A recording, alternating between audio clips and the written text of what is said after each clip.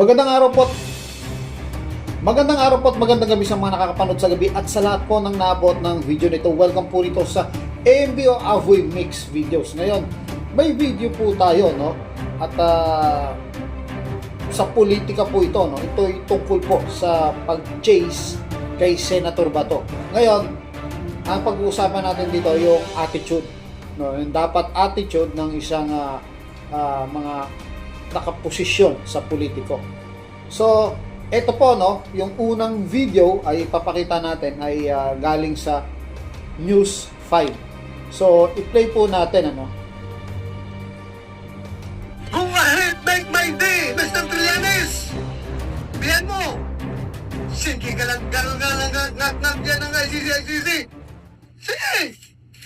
Go ahead! Kahit sumama ka pa, mag-serve ng warrant. Sumama ka, ikaw mismo magpusa sa akin. So, stop po muna tayo dyan, no. Dito makikita natin yung tapang, no. Yung buong loob ni Senator Bato na kakayanin niya yung lahat, no. Na yung aura niya na mukhang hindi siya tutulong o hihingi ng tulong sakali mang dumating yung araw na yon sa kanya, no. Pero parang bumaliktad ngayon, mayroon lumalabas na balita na humihingi siya ng tulong kay President Bongbong Marcos, no, na wag siyang hayaang madala doon at dito na lang siguro sa Pilipinas. Pero kasi wag tayong magalit doon sa prinovoke niya, no, si Trillanes, no. Kasi kino-question natin si Trillanes bakit nandun siya o bakit napaka-pursigido niya kasi may hamon di ba? So, ituloy natin yung video, ha. Make his day, di ba? Sabi niya, make my day. Samahan ko daw siya ng pag-ano. Andito ako ngayon. Personal request ni Bato na samahan ko daw yung pag-aarestuin siya. Nandito ngayon na arestuin siya. Inamin niya ako na samahan ko yung mag-aresto sa kanya. Nandito ko ngayon. So, yun po. Wala po yung video niyan sa News 5 everywhere, no. So, ginawa ni Trillanes, ayun, yung hamon ni Bato, tinuto niya. Pero, isang nakakatawang pangyayari, yung lumabas ngayon, no. So, yung, imbis na magpa-aresto siya, harapin niya kung ano yung sinabi niya noong una. So, ang ano dito, ang pinag-uusapan natin dito, yung word of honor mo, no, bilang isang PMA ka, sabi mo, no, graduate ka ng PMA at malaki na yung laban na ginawa mo sa buhay mo na inaasahan na matapang kang tao. Si President Duterte kasi noon, nung hinuli siya, hindi ganyan, no, although may tapang talagang magsalita si Duterte, pero hinarap niya, no, hinarap niya yung kaso. Pero ito si Bato, nakakahiyaho yung ginawa niya.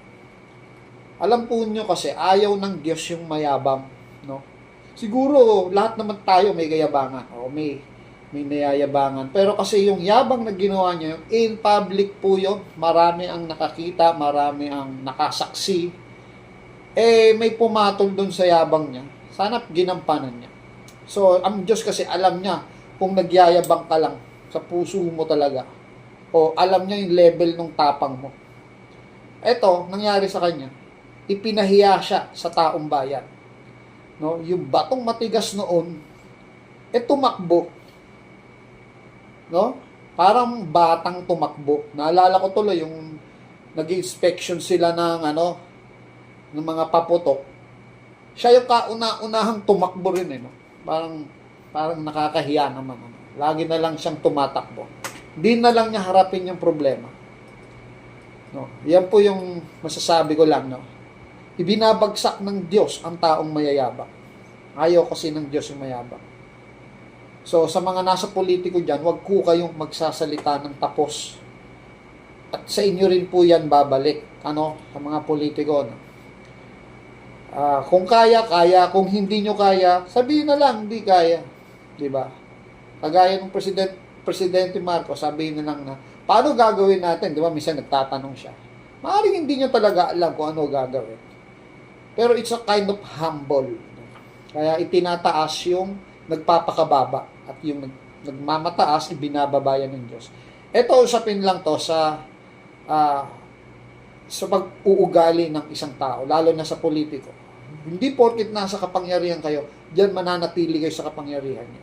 Huwag po kayong magyayabang sa harap ng taong bayan. Yan lang po. At meron pang isa, no? Ang nakakalungkot dito, may warrant of arrest yung tao. Dapat, yung gobyerno mismo ang magsuko sa kanya. No? Kasi kung halimbawang sa simpleng mamamayan niya, pag may warrant of arrest ka, kuha ka agad. Ngayon ito, so nakaposisyon to, lumabas yung warrant of arrest. So kung nakaposisyon ka pala, no, parang ang pangit ng batas natin, no? Kahit may warrant of arrest na, may karapatan kang hindi isuko ng gobyerno, no? Parang may pangit po doon sa ganun. So, yun lang po, no? At hanggang dito na lang po tayo. At sa akin, sinabi ko lang yung bilang isang malayang mamamayan, kung ano dapat yung maging attitude ng isang politiko na wag po siyang magyayabang sa harap ng taong bayan. Kasi mapapahiya po siya. Kagaya ng ginawa nito na si Senator Bato. Bato, tumakbo. Maraming salamat po. Ito po ang Avoy Mix Videos. Hanggang sa muli.